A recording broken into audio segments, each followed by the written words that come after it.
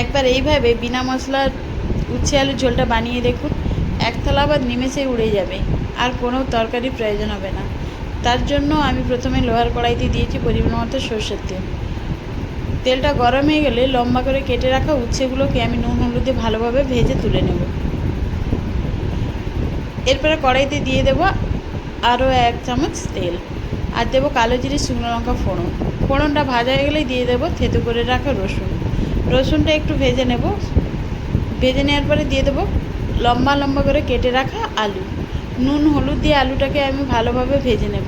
তারপরে দিয়ে দেবো কেটে রাখা টমেটো। একটু নাড়াচাড়া করে দিয়ে দেবো পরিমাণ মতো জল।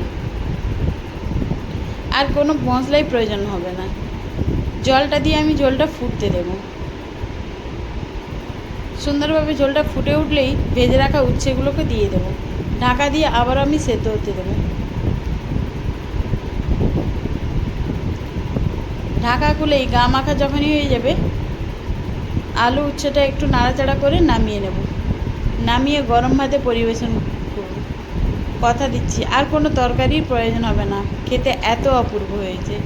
না বানালে মিস করবেন, একবার বানিয়ে দেখতে পারেন।